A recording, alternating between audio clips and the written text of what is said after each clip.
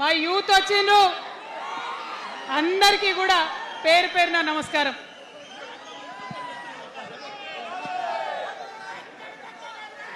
ఇవాళ చాలా చాలా చాలా చాలా మంది ఎదురు చూస్తూ ఉన్నారు ఏం జరుగుతుంది ఈ రాష్ట్రంలో అని. ఒక్క మాట మాత్రం నేను నా తెలంగాణ ప్రజలకు చెప్పగలుగుతా. గత 20 ఏళ్లుగా తెలంగాణ ఉద్యమంలో నేను పోషించినటువంటి పాత్ర, తెలంగాణ జాగృతి పోషించినటువంటి పాత్ర మీ అందరికీ తెలిసిందే. తెలంగాణ ఉద్యమంలో ఆడబిడ్డలందరినీ కూడా భాగస్వామ్యం చేయాలని చెప్పి తెలంగాణ జాగృతి నుండి బతుకమ్మను ఎత్తుకొని ఊరు వాడ తిరిగి మా జాగృతి కార్యకర్తలు తెలంగాణ సాంస్కృతిక దీపాన్ని పదిలంగా దాచిపెట్టుకున్నారు. మరి వారు దాచినటువంటి ఆ దీపం ఆనాడు చాలా చీకటిలో కాలరాత్రిలో కూడా ఒక కాగడలాగా తెలంగాణ ఉద్యమకారులకు వెలుగునిచ్చింది. మా సింగరేణి గని కార్మికుల చేతిలో కందిలైంది. మొత్తం తెలంగాణ సమాజానికి కూడా ఒక కాంతి రేఖ అయింది. అప్పటి వరకు చాలా మంది మాట్లాడేది, మా స్టూడెంట్స్ అయినా అందరూ కూడా మాట్లాడేది, ఈ ఆంధ్రోళ్లతోని పంచాయతీ అవుతుందక్క, ఏం చెప్పాలి, మా గురించి ఎట్లా చెప్పుకోవాలి, మన సంస్కృతి గురించి ఎట్లా చెప్పుకోవాలని మాట్లాడినప్పుడు బతుకమ్మ వచ్చిన తర్వాత బలం వచ్చింది. బతుకమ్మ పాట వచ్చిన తర్వాత ఇది మా సంస్కృతి, ఇది మా పండుగ, ఇగో గిది తెలంగాణ అని ఎత్తిన ప్రతి బతుకమ్మలో కూడా జై తెలంగాణ జెండా పెట్టి మా ఆడబిడ్డలందరూ కూడా బతుకమ్మ అంటే ఏందో ప్రపంచానికి పునఃపరిచయం చేసుకోవడం జరిగింది. ఏ ఉద్యమానికైనా డెఫినెట్గా భౌగోళిక స్వరూపం ఉంటుంది, శక్తులు ఉంటారు, వ్యక్తులు ఉంటారు, కానీ ఒక సాంస్కృతిక పునాది, సాంస్కృతిక నేపథ్యం ఉన్నప్పుడే ఆ ఉద్యమాలు తుదముట్టాయని చెప్పి అందరం కూడా అనుకుంటాం. తెలంగాణ ఉద్యమానికి బలమైనటువంటి సాంస్కృతిక పునాదినిచ్చి ఆడబిడ్డలందరినీ ఉద్యమంలో జత చేసినటువంటి ఘనత ఇక్కడ ఉండేటటువంటి జాగృతి కార్యకర్తలదేనని నేను ఇవాళ సగర్వంగా ప్రకటిస్తూ ఉన్నాను.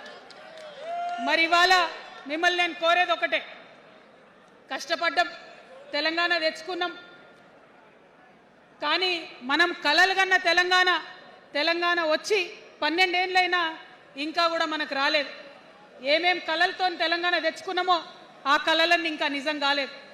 మరి తెలంగాణ ఉద్యమ రథం, ఆనాటి ఉద్యమ రథసారథి కేసీఆర్ గారి నేపథ్యంలో తెలంగాణ ఉద్యమ రథం ఎక్కడనో దారి తప్పింది. తెలంగాణ ప్రజల ఆర్తిని అది అర్థం చేసుకోలేకపోయింది. డెఫినెట్గా సామాజిక తెలంగాణ రథచక్రం అనేది విరిగి ముక్కలైపోయింది. ఒక కొత్త రాష్ట్రం వచ్చిన తర్వాత ఏ తరహా అయితే పని జరగాలో, ఏ తరహా అయితే పనులు ప్రారంభించుకోవాలో అవి జరగలేదని చెప్పడానికి ఒకంత బాధపడతా ఉన్నాను. ఆనాడు ఏమనుకున్నాం, తెలంగాణ రాష్ట్రం వస్తే మనందరి బానిస సంఖ్యలు పోతాయి అనుకున్నాం, కానీ రైతులకు బేడీలు పడ్డాయి, ఇసుక దందా మీద ప్రేమతోని నేరెళ్ల దళితులకు దెబ్బలు పడ్డాయి, చావులైనాయి. ఒకరిద్దరు కలిసి మాట్లాడుకోవాలంటే ఎవరి ఫోన్ ఎక్కడ మానిటర్ చేస్తుండ్రో అని భయం, వ్యక్తిగత స్వేచ్ఛ లేదు, దారుణమైనటువంటి నిఘా నీడలో తెలంగాణ అంతా కూడా బతికింది. ఇది వాస్తవం.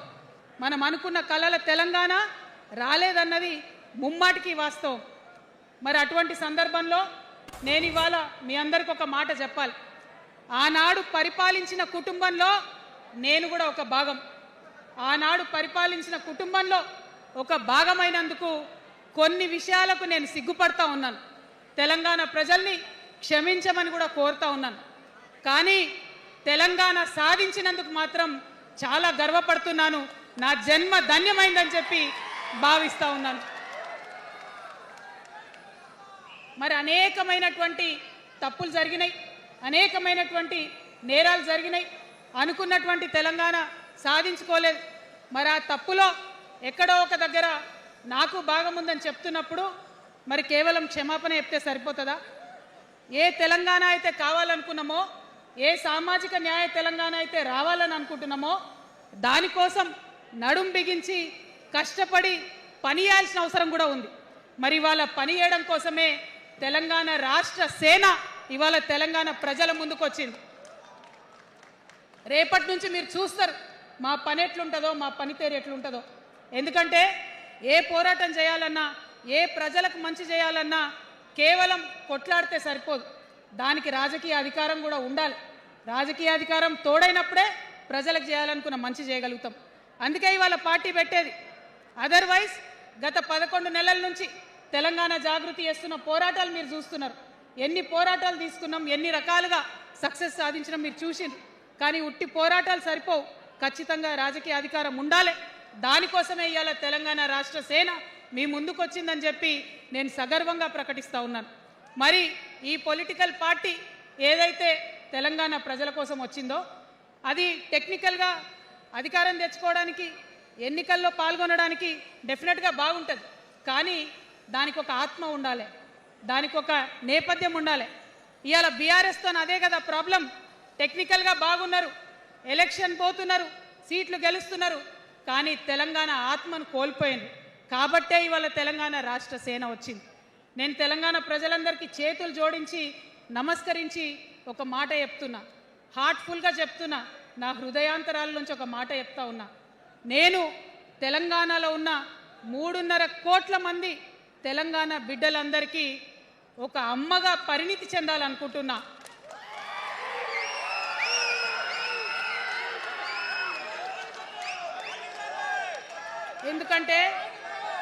ఎందుకంటే ఒక అమ్మతనంతో పరిపాలన జరిగినప్పుడే బిడ్డలకి ఏదైనా కష్టం వస్తే అమ్మ హృదయం బద్దలవుతుంది.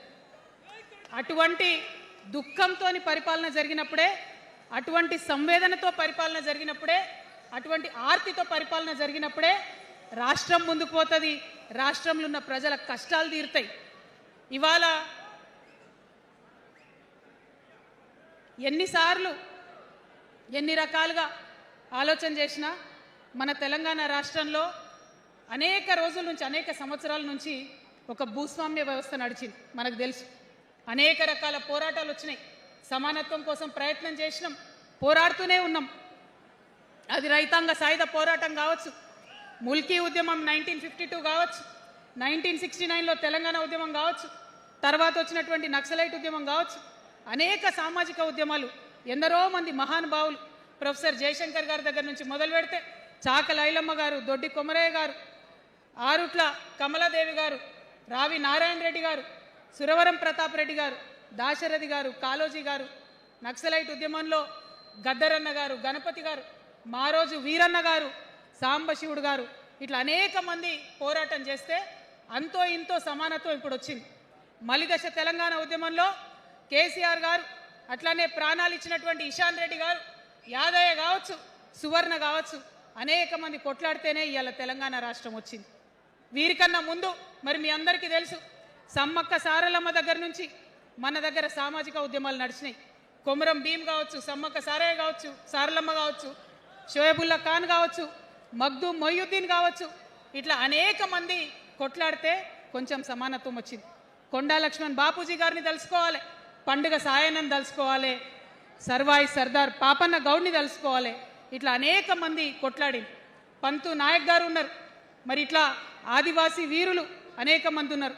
బియ్యాల జనార్దన్ రావు ఉన్నారు, ఆదివాసీల కోసం కొట్లాడినటువంటి బిడ్డ. వీరందరినీ కూడా వారి స్ఫూర్తిని తీసుకుంటాం.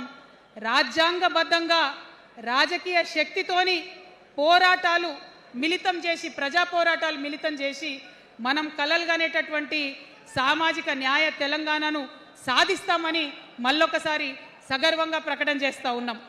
మరి వాళ్ళ తెలంగాణ రాష్ట్ర సేన మీ ముందుకు వచ్చిందంటే ఉట్టిగానే రాలే. తెలంగాణలో ఏం జరుగుతుందో ఒకసారి తెలుసుకోవాలి, మనం ఆలోచన చేసుకోవాలి, అర్థం చేసుకోవాలి. ఎన్ని పార్టీలు ఉన్నాయి? 3 పార్టీలు ఉన్నాయి. భారతీయ జనతా పార్టీని తీసుకుందాం. ఆ బీజేపీ అనే పార్టీకి అసలు తెలంగాణ ఏర్పాటే ఇష్టం లేదు, తెలంగాణ ఏర్పాటు అవడమే ఇష్టం లేదు. అందుకే వాళ్ళ అగ్రనాయకత్వం అంతా కూడా ఏం మాట్లాడతారు? తల్లిని చంపినరు, పిల్లని బతికించరు అని ఒకలంటారు. ఇంకొకరు ఏమంటారు? నిన్ననే ఒక తలకాయ లేని ఎంపీ, మెడకాయ మీద తలకాయనే లేదు ఆయనకు, ఏమన్నాడు ఆ ఎంపీ? ఇండియా పాకిస్తాన్ విడదీసినట్టట, ఆంధ్ర తెలంగాణను విడదీసినట. మరి వాళ్ళ అగ్రనాయకత్వం ఇన్ని మాటలు అంటుంటే మన ప్రాంతంలో ఉన్నటువంటి భారతీయ జనతా పార్టీ బానిస ఎంపీలు ఎవరైతే ఉన్నారో ఒక్క మాట కూడా వాళ్ళు మాట్లాడరు. ఫెడరల్ స్ఫూర్తికి విరుద్ధంగా రాష్ట్రం ఏర్పాటు అయిన తర్వాత 7 మండలాలు మనకి గుంజుకుంటే పార్లమెంట్లో పల్లీకులు ఇస్తారు కానీ ఆ ఎంపీలు ఒక్క మాట కూడా మాట్లాడరు. మనకు 8 రూపాయలు ఇవ్వకపోతే ఆ ఎంపీలు ఒక్క మాట మాట్లాడరు. విభజన హామీలు ఇవ్వకపోతే ఆ బీజేపీ బానిస ఎంపీలు ఒక్క మాట కూడా మాట్లాడరు. అంతేకాకుండా సామాజిక న్యాయం అనేటటువంటి ఒక కాన్సెప్ట్కే బద్ద వ్యతిరేకి భారతీయ జనతా పార్టీ. అందుకే ఏం చేస్తున్నారు, మహిళా బిల్ అయితే మోసం 2 సార్లు పాస్ చేసిరు, దాన్ని మొత్తానికే పక్కన పెట్టేసిండ్రు. బీసీ బిల్లు ఇక్కడికి వెళ్ళి పంపిస్తే దాన్ని తొక్కిపెట్టిండ్రు. కులగణన వేస్తామన్నారు, దాన్ని తొక్కిపెట్టిండ్రు. అత్యంత పేదవాళ్లకు సమాజంలో 2 బుక్కల అన్నం పెట్టేటటువంటి ఉపాధి హామీ పథకం ఉంటే కూడా దాన్ని కూడా మొత్తానికి బంద్ చేసి పెట్టిండ్రు. అయినా కూడా ఈ బీజేపీ బానిస ఎంపీలు ఒక్క మాట కూడా మాట్లాడరు, కనీసం పెదవులు తెరవరు.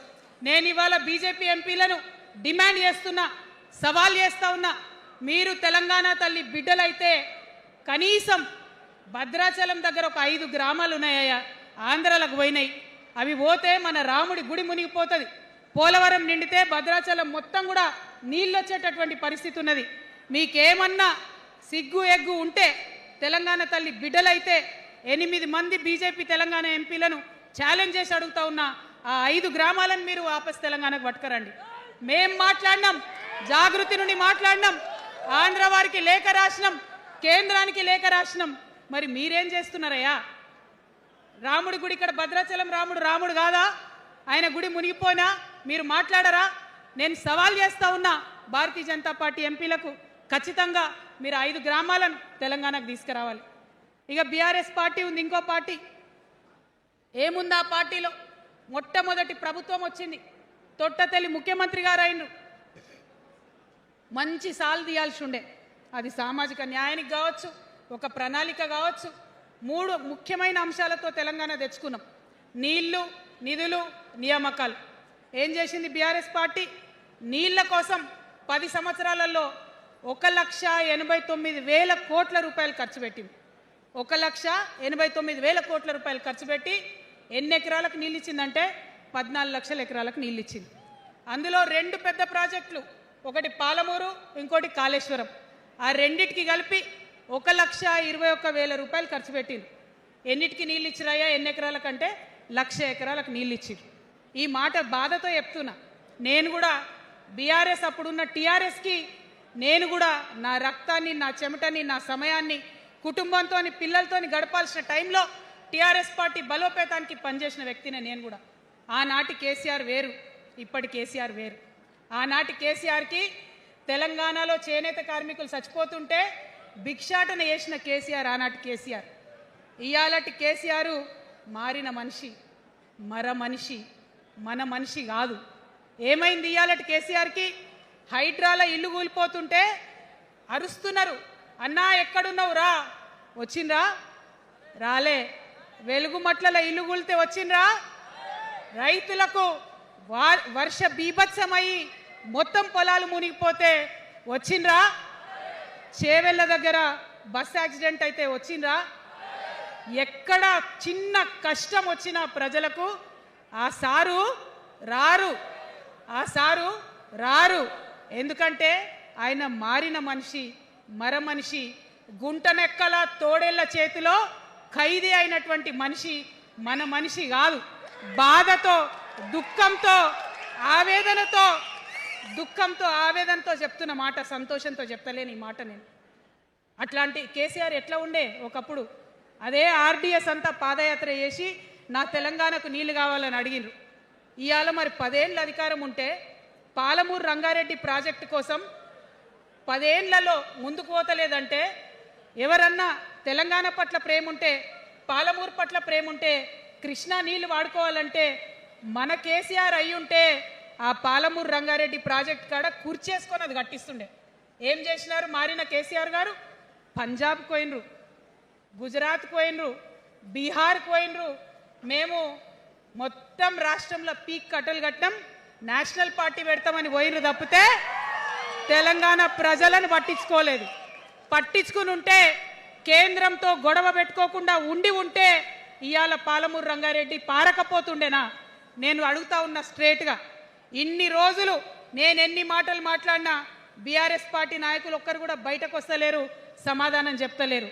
దీనికి మీరు సమాధానం చెప్పకపోతే ప్రజలే మిమ్మల్ని బయటకు లాగి సమాధానం చెప్పేటట్టు చేస్తారని కూడా ఈ సందర్భంగా నేను తెలియజేస్తా ఉన్నా. ఒకటే మాట అడుగుతున్నా, మన కేసీఆర్ అయి ఉంటే ఆనాడు తెలంగాణ బిడ్డలు కష్టపడితే బయటకు వచ్చి నా బిడ్డలకు ఇబ్బంది అవుతుందని కొట్లాడిన వ్యక్తి, సింగరేణి గనిలో ఒక కార్మికుడు చనిపోతే అక్కడి దాకా పోయి చూసి వచ్చినటువంటి వ్యక్తి, మరి తెలంగాణ వచ్చినాక ఏమైందా ప్రేమ? అధికారం ముందు మమకారం తగ్గిపోయిందా? ఏం జరిగిందని నేను అడుగుతా ఉన్నా. ఎందుకు ఈ మాట చెప్తా ఉన్నా అంటే ప్రేమ నాకు కూడా ఉంది.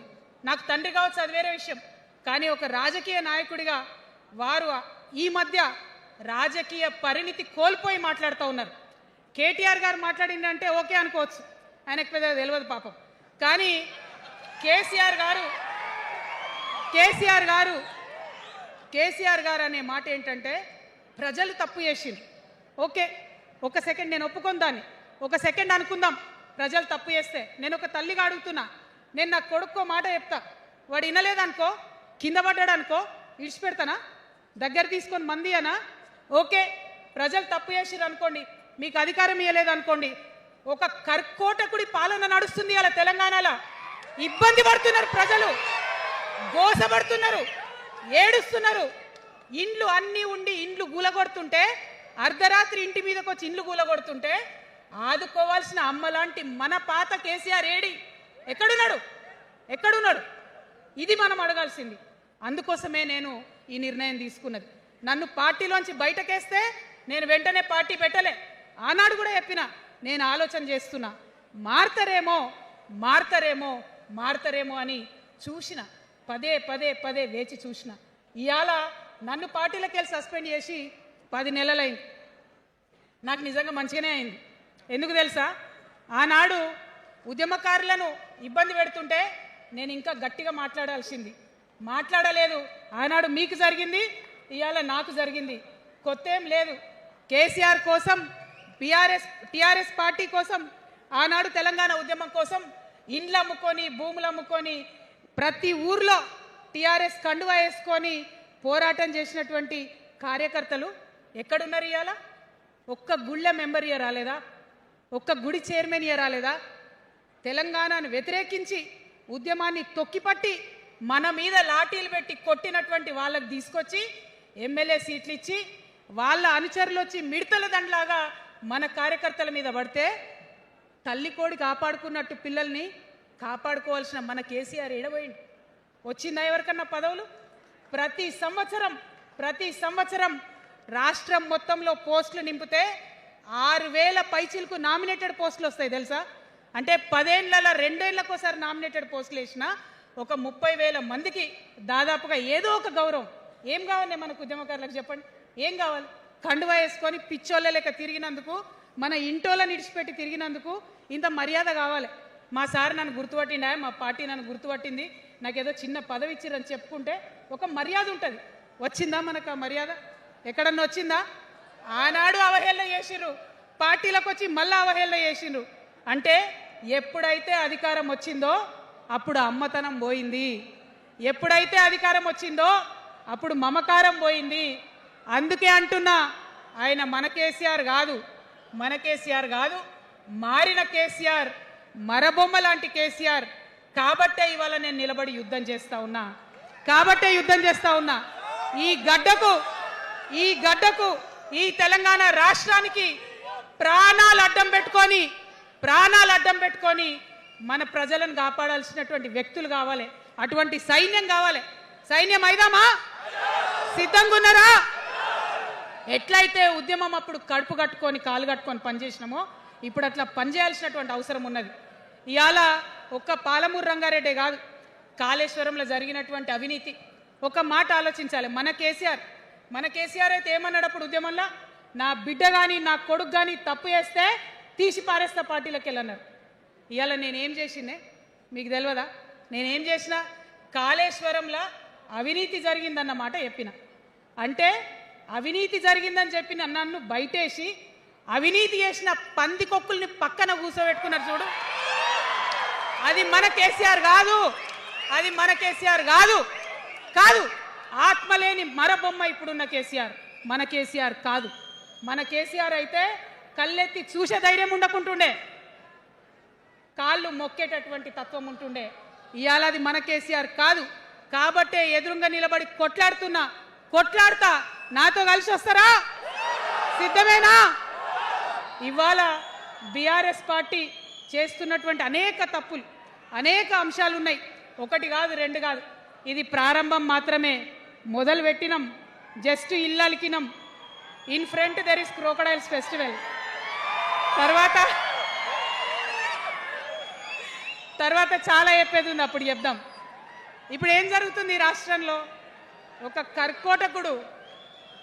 కర్కోటకుడు ఆయన పరిపాలన జరుగుతుంది.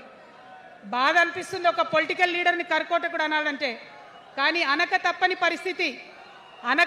పరిస్థితి. ఎందుకంటే మొన్న ఖమ్మంలో వెలుగుమట్లలో అన్ని పర్మిషన్స్ ఉన్నాయి, అన్ని కాయిదాలు ఉన్నాయి. అర్ధరాత్రి పోయి ఇల్లు కూలగొడితే ఒక నిండు గర్భిణి టెన్షన్తోని అబార్షన్ అయిపోతే ఆ తండ్రి ఏడ్చిన ఏడ్పులు, ఆ తండ్రి రోదన ఇంకా కూడా ఈ చెవులకు వినబడుతుంది. కాబట్టి ఇప్పుడున్న సీఎంని కర్కోటకుడనే అంట, హిట్లర్ అనే అంట. 2 నెలల చిన్న పాప పసికందు కుమ్మెర గ్రామంలో చచ్చిపోతే ఇప్పటి వరకు కూడా కేసు పెడతలేరు. హోంమంత్రి కూడా ముఖ్యమంత్రే, ఆయనకు తీరిక లేదు పాపం. చిన్న పసికందు చచ్చిపోతే ఇప్పటి వరకు కేసు పెడతలేరు. అందుకే అంటున్నా, కర్కోటకుడైనటువంటి సీఎం పరిపాలనలో ఉన్నాం. ఖచ్చితంగా కొట్లాడాల్సిందే. మనం ఏదైతే గురుకులాలు ఉన్నాయో వాటిలో విషం పెట్టి పిల్లల్ని చంపుతా ఉన్నారు. అయినా సరే విద్యాశాఖ మంత్రిగా ఉన్న సీఎం మాట్లాడతలేడు. అందుకే కర్కోటకుడు అంటా ఉన్నాం, అందుకే హిట్లర్ అంటా ఉన్నాం. కర్ల రాజేష్ అనేటటువంటి దళిత యువకుడు కస్టడీలో చచ్చిపోతే ఇప్పటి వరకు కూడా దానికి బాధ్యులైన పోలీసులను ఏం చర్యలు తీసుకోలేదు వాళ్ళ మీద. అందుకే కర్కోటకుడు అంటా ఉన్నాం, అందుకే హిట్లర్ అంటా ఉన్నాం. పిడికిలి బిగించి ఇప్పుడున్నటువంటి రాక్షస కాంగ్రెస్ పైన ఖచ్చితంగా కొట్లాడతాం, అందరికన్నా ఎక్కువ కొట్లాడతాం. ఇప్పుడు మనమే ప్రధాన ప్రతిపక్షం అవుతాం. 2 ఏళ్ల తర్వాత మనమే అధికార పక్షం అవుతాం. ఖచ్చితంగా అధికారంలోకి వస్తాం. ఎందుకోసం వస్తాం అంటే నేను ఒక మాట చెప్పాలి. అందరినీ మనం మాటలు అంటున్నాం కదా, we are opposing everybody, we are criticising everybody. But what is the solution? Don't oppose without propose అని కాన్షీరామ్ గారు చెప్పారు. నేను చెప్పలే, don't oppose without proposal. So నేను కొన్ని ప్రపోజల్స్ తెలంగాణ ప్రజల ముందు పెట్టాలనుకుంటున్నా. నేను ఈ 3 పార్టీలు అధర్మంతో నిండిపోయినాయి, అవినీతితో నిండిపోయినాయి, బంధుప్రీతితో నిండిపోయినాయి, కుటుంబ అవినీతి పరిపాలనతో నిండిపోయినాయి. కాబట్టి నేను ఒక ప్రపోజల్ చెప్తున్నా. ఈ 3 పార్టీల మీద ఆనాడు భగవంతుడు శ్రీకృష్ణుడు చెప్పినట్టు పాంచజన్యం, ఆయన శంఖం పేరు, యుద్ధంకి ముందు పాంచజన్యం ఎట్లయితే పూరిస్తారో మనం కూడా పాంచజన్యం పూరిద్దాం. ఒక 5 అంశాలను ప్రధానంగా తీసుకుందాం. ఆ 5 అంశాల కోసం ఇప్పుడు కొట్లాడదాం. రేపు ప్రభుత్వంలోకి వచ్చిన తర్వాత మన ప్రజలకు ఇద్దాం. ఏం అంశాలు అవి? మొట్టమొదటిది విద్య. ఇవాళ గవర్నమెంట్ స్కూల్స్ అంటే ఆనాడు కేసీఆర్ గారు స్కూల్ బంద్ చేసుకుంటూ వచ్చారు, అదే రేవంత్ రెడ్డి గారు కొనసాగిస్తున్నారు. ఎక్కడా కూడా ప్రభుత్వ పాఠశాలలలో వసతులు లేవు. వాష్రూమ్ ఉండదు, వాచ్మెన్ ఉండడు, అటెండర్ ఉండడు, పిల్లలే పోయి బెల్లు కొట్టుకోవాలి, పిల్లలే పోయి బాత్రూమ్లు కడుక్కోవాలి, మంచినీళ్ళు ఉండవు, భయంకరమైన పరిస్థితి ఉంది. నేనేమంటా అంటే గుడిని ఎంత పవిత్రంగా చూస్తామో బడిని కూడా అంతే పవిత్రంగా చూడాలి. గుడిని ఎంత పవిత్రంగా చూస్తామో బడిని అంత పవిత్రంగా చూడాలి. కాబట్టి నేను ఒక మాట అంటున్నా, ప్రతి ఊర్లో ఒక బడి ఉండాలి, ప్రతి తరగతికి ఒక టీచర్ ఉండాలి. ప్రతి ఊర్లో ఒక బడి ఉండాలి, ప్రతి తరగతిలో ఒక టీచర్ ఉండాలి. ఖచ్చితంగా అట్లా జరిగినట్టయితే ప్రభుత్వ పాఠశాలలు మంచిగా అవుతాయి. మరి నా పేద మధ్యతరగతి ఆడబిడ్డలు, మా అక్కలు అమ్మలు అనుకుంటున్నారు, అక్క మరి ఆల్రెడీ మా పిల్లలు ప్రైవేట్ స్కూళ్ళలో చదువుతున్నారు, వాళ్ళ సంగతి ఏందని. నేను మాట ఇస్తా ఉన్నా, ఇవాళ మన ప్రభుత్వం వస్తుంది, ఖచ్చితంగా వస్తుంది. ఎందుకంటే ప్రభుత్వంలో వచ్చేది మీ అమ్మ కాబట్టి అమ్మ జేబు చూడదు, కడుపు చూస్తుంది. అమ్మ జేబు చూడదు, కడుపు చూస్తుంది. కాబట్టి మీ పిల్లలు ప్రైవేట్ పాఠశాలలో చదువుతున్నా, ఎంతవరకు చదువుకున్నా కంప్లీట్గా మీ మీద ఒక్క రూపాయి కూడా భారం పడకుండా చదివించే బాధ్యత మేం తీసుకుంటాం. అది ప్రైవేట్ పాఠశాలలు కానీ, డాక్టర్ కానీ, ఇంజనీర్ కానీ, రాకెట్ సైంటిస్ట్ కానీ మన తెలంగాణ బిడ్డలు చదువుకుంటే ఒక్క రూపాయి కూడా పేద మధ్యతరగతి వాళ్ళ మీద భారం పడకుండా ఉచిత విద్యను అందించే బాధ్యత నేను నా తెలంగాణ బిడ్డల కోసం తీసుకుంటా అని ఈ సందర్భంగా తెలియజేస్తున్నా. ఇవాళ పరిస్థితి ఏంటిది? యూనివర్సిటీలో ఉన్న పిల్లలు అంతకుముందు తెలంగాణ రాకముందు నేను చూసిన రక్తం అమ్ముకునేది డబ్బులు లేకపోతే. ఇవాళ ఏం చేస్తున్నారు? బావర్చి కాడ గిగ్ వర్కర్ లెక్క గోడ మీద కూర్చొని వెయిట్ చేస్తున్నారు. అవునా కదా? ఎందుకంటే ఆ గిగ్ వర్కర్ చేస్తే అంతో ఇంత పైసలు వస్తాయి, పేరెంట్స్ మీద ఆధారపడకుండా ఉండొచ్చు అని. మరి యూనివర్సిటీలను పట్టించుకున్నామా? బీఆర్ఎస్లో ఉన్నప్పుడు 10 ఏళ్ళు ఒక్క రూపాయి కూడా ఇవ్వలేదు యూనివర్సిటీకి. ఆ యూనివర్సిటీ మిత్రులకు, పాఠశాలలో ఉన్నటువంటి వారందరికీ నేను ఒకటే ప్రపోజల్ చేస్తున్నా, మీరు ఎంత చదువుకుంటారో చదువుకోండి, ఒక్క రూపాయి కూడా మీ మీద భారం పడకుండా చదివించే బాధ్యత తెలంగాణ రాష్ట్ర సేన తీసుకుంటుంది. ప్రైవేట్ పాఠశాలలు కూడా బాగుంటాయి, ప్రభుత్వ పాఠశాలలు కూడా బాగుంటాయి, కానీ భారం తల్లిదండ్రుల మీద పడదు. అది మీ అమ్మ ప్రభుత్వంలో జరగబోతుందని, మీ తల్లి ప్రభుత్వంలో జరగబోతుందని మీకు మాటిస్తా ఉన్నా. సెకండ్, మనకేమవుతుంది? మన తెలంగాణలో పేద మధ్యతరగతి ప్రజలకు ఏమవుతుంది? ఎవరన్నా ఇంట్లో రోగం వస్తే, ఒక యాక్సిడెంట్ అయితే ఇల్లు గుల్లవుతుంది. అందుకే ఆలోచన చేసి వైద్యం గురించి ఒక నిర్ణయం తీసుకున్నా. మన రెండో అంశం పాంచజన్యంలో వైద్యం కోసం అనేక అగచాట్లు పడుతున్నారు, అనేక ఇబ్బందులు పడుతూ ఉన్నారు. నేను ఒకటే మాట ఇస్తా ఉన్నా, ఏ రోగమన్నా రాని, ఎంత పెద్ద హాస్పిటల్ అన్నా కానీ, మన తెలంగాణలో మన జబ్బు ఎక్కడ తగ్గుతుందో అక్కడ మీ జేబులకెళ్ళి ఒక్క రూపాయి ఖర్చు కాకుండా ఉచిత వైద్యం అందించే బాధ్యత మేం తీసుకుంటా ఉన్నాం. ఉచితంగా విద్య ఇచ్చి, ఉచితంగా వైద్యం ఇచ్చినాక నా తెలంగాణ బిడ్డల మీద నాకు నమ్మకం ఉంది. మనం కష్టపడే బిడ్డలం, మీరే పైసలు సంపాదించి ఇస్తారు, మీరే రాష్ట్రాన్ని ముందుకు తీసుకుపోతారు. అవునా కదా? ఉచిత విద్య, ఉచిత వైద్యం మన 2 అంశాలు పాంచజన్యంలో. మూడవది వ్యవసాయం. మా రైతన్నలు ఉన్నారు, మా రైతన్నలు ఎంతో కష్టపడి మరి పంటలు పండించి చెమటలు కక్కి మనందరికి అన్నం పెడతారు. మీ అందరినీ నేను కోరేది ఒకటే, ఇవాళ అందరూ అర్రాస్ పాట వాడినట్టు నీకు ఎకరానికి ఇంత ఇస్తా అని చెప్పి మాట్లాడుతున్నారు తప్పితే మనకున్న కష్టం ఎవరైనా తీరుస్తున్నారా? ఏం కష్టం ఉంటుంది రైతుకి? భూమి కష్టం ఉంటుంది, చెప్పుకోవాలి. భూమి మీద దాని ఇబ్బంది ఉంది. ఎంఆర్ఓ ఆఫీస్కి పోతే మనని ఎవడన్నా రాణిస్తాడా? మాట్లాడతాడా? నీ దోతి బాగలేదు, నీ అంగి బాగలేదు, నీ కాళ్ళకు మట్టి ఉండే, నీ చెప్పులకు మట్టి ఉండే, రానియరు. అదే సూటు బూట్ వేసుకొని ఎవరన్నా వస్తే ఏం చేస్తారు? పిలిచి కూర్చోబెట్టి, చేంబర్లో కూర్చోబెట్టి, చాయ్ ఇచ్చి, కాఫీ ఇచ్చి అన్ని పనులు చేసి పంపుతారు. మన ప్రభుత్వం రాబోతా ఉంది. ఆ ప్రభుత్వంలో రైతే రాజు అనేటటువంటి నినాదాన్ని నిజం చేస్తాం. ప్రతి ఆఫీస్లో, అది ఎంఆర్ఓ ఆఫీస్ కానీ, కలెక్టర్ ఆఫీస్ కానీ, ప్రతి ప్రభుత్వ ఆఫీస్లో నేను రైతునని పోతే సపరేట్ కౌంటర్ ఉండాల్సిందే, కుర్చీ మీద కూర్చోబెట్టాల్సిందే, మీకు పని చేసి పెట్టాల్సిందేనని ఈ సందర్భంగా నేను తెలియజేస్తా ఉన్నా. నేను రైతునని గర్వంగా చెప్పుకునే విధంగా మేము పరిపాలన చేస్తాం. అది కాకుండా మిగతా ఏదైతే టైంకి రావాల్సిన కరెంటు, ఇప్పుడు రేవంత్ రెడ్డి గారి దయ వల్ల మళ్ళీ రాత్రిపూట కరెంట్ వస్తుంది. అట్లా ఉండదు. రేపు మన ప్రభుత్వం వస్తుంది, టీఆర్ఎస్ ప్రభుత్వం వస్తుంది. వచ్చినాక 24 గంటలు నాణ్యమైన కరెంటు, పొద్దటిపూట కరెంటు, రైతులకు ఉచిత కరెంట్ ఇస్తాం. అదేవిధంగా యూరియా కావచ్చు, కొనుగోలు కేంద్రాలు కావచ్చు, మీరు ఎక్కడ పోయి అడగాల్సిన అవసరం లేకుండా అన్నీ మీ దగ్గరకు వచ్చేటట్టు చేస్తాం. మరి అనేక అంశాలు ఉన్నాయి రైతుల గురించి మాట్లాడేటి. ఇప్పుడు ఎంత గోసపడుతున్నారో తెలుసు. ఒక్కొక్కటి మాట్లాడుకుంటూ వెళ్దాం. రైతుని రాజుని చేసేది నినాదంగా ఉండే దాన్ని నిజం చేస్తామని మాత్రం మీ చెల్లెగా, సోదరిగా నేను మీకు మాట ఇస్తా ఉన్నాను. ఇక 4వ అంశం ఉపాధి. మనకి ఇక్కడ చాలా యూత్ ఉన్నారు. మిమ్మల్ని అందరూ నేను ఒక మాట చెప్తా ఉన్నా, ఒక మాట అడుగుతా ఉన్నా. ప్రతి ప్రభుత్వం ఏం చెప్తుంది? ప్రతి ప్రభుత్వం స్వతంత్రం వచ్చినప్పటి నుంచి ఇప్పటి వరకు ఏం చెప్తారు? ఉద్యోగాలు ఇస్తాం, ఉద్యోగాలు ఇస్తాం, ఉద్యోగాలు ఇస్తాం. అవునా? అసలు నాకు మాట తెలియక అడుగుతా. ఒక యువ మిత్రుడు ఉంటే, ఒక యువతి ఉంటే, నేను వ్యాపారం చేసుకోవాలనా, నేను ఉద్యోగం చేసుకోవాలనా, నేను కళారంగానికి పోవాలనా, నేను ఇంకోటి కావాలనా అనే స్వేచ్ఛ నాకు ఉండాలి కదా, నాకు ఉండాలి. కానీ ప్రభుత్వాలు మనకేం చెప్తాయి? నువ్వు ఉద్యోగం చేయి, 9 to 5 ఉద్యోగం చేయి, బానిస బతికే బతుకునేటటువంటి కండిషనింగ్ చేస్తూ ఉన్నాయి. ఇప్పుడు చాలామంది యూత్తో నేను మాట్లాడినా, నాకు ఒక మాట చెప్తా ఉన్నారు, అక్క మా పరిస్థితి ఎంత ఘోరం ఉందంటే బయట ఉద్యోగం దొరుకుతలేదు చదువుకున్న చదువుకి. మా అమ్మ సెల్ఫ్ హెల్ప్ గ్రూప్లో ఉండి ఆమె 2 లక్షల రూపాయలు తీసుకొచ్చి ఇస్తే నేను బండి కొనుక్కోవాలి, ఆమె 3 లక్షల రూపాయలు తీసుకొచ్చి నాకు ఇస్తే నేను ఆటో కొనుక్కొని నడుపుకోవాలి.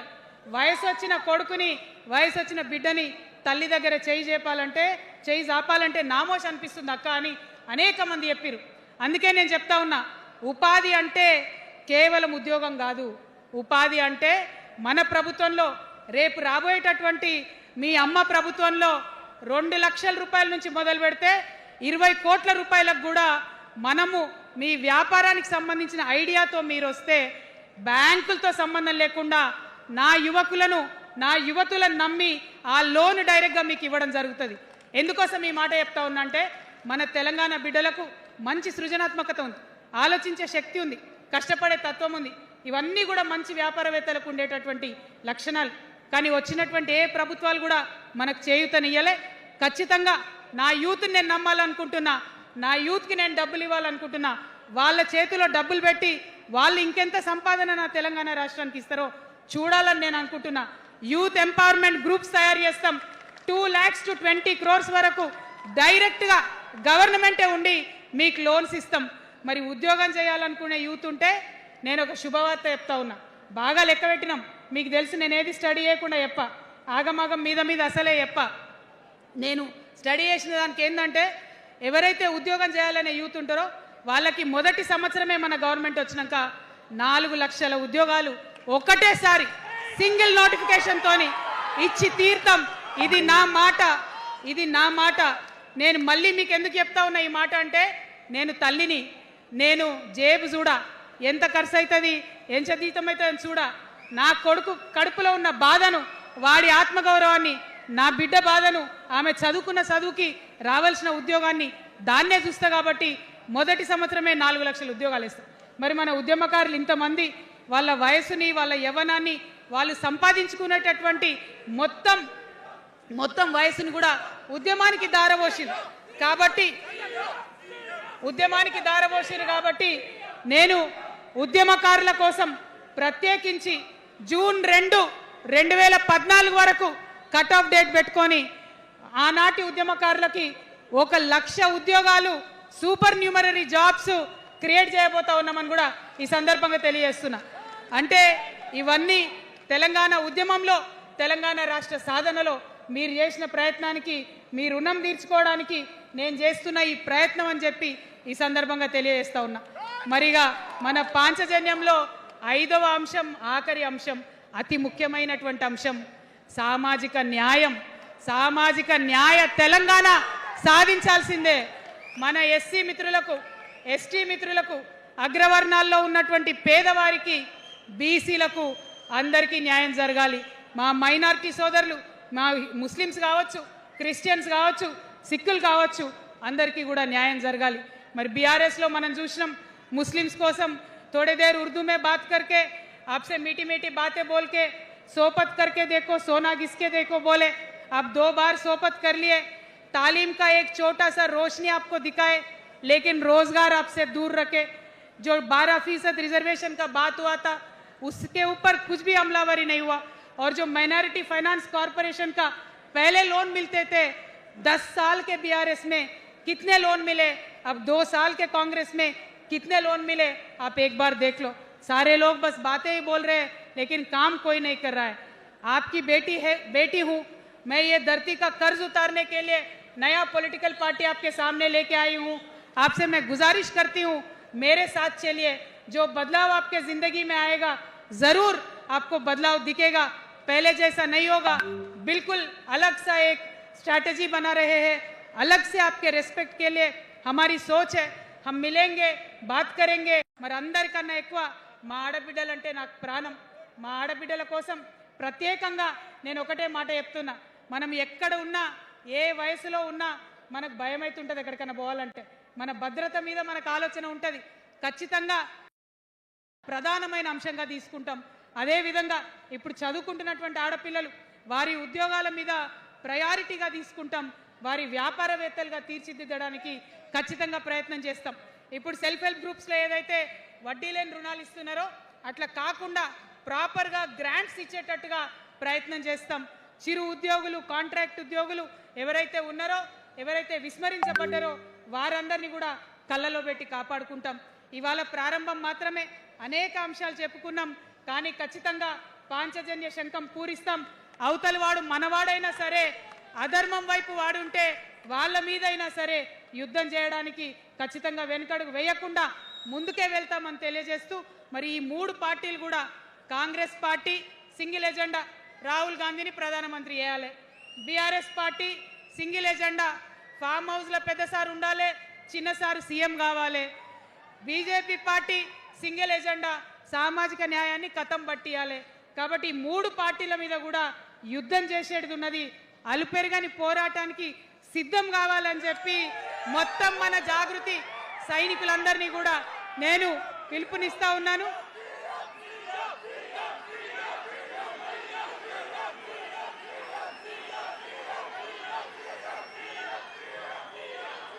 Thank you. జై తెలంగాణ, జై తెలంగాణ. జోహార్ తెలంగాణ విద్యార్థి అమర వీరులకు, జోహార్ తెలంగాణ విద్యార్థి అమర వీరులకు, జోహార్ తెలంగాణ అమర వీరులకు. జై తెలంగాణ, జై టిఆర్ఎస్, జై టిఆర్ఎస్, జై టిఆర్ఎస్. టిఆర్ఎస్ అంటే జిందాబాద్ అనాలి. TRS, TRS, TRS. జై తెలంగాణ, జై తెలంగాణ, జై తెలంగాణ.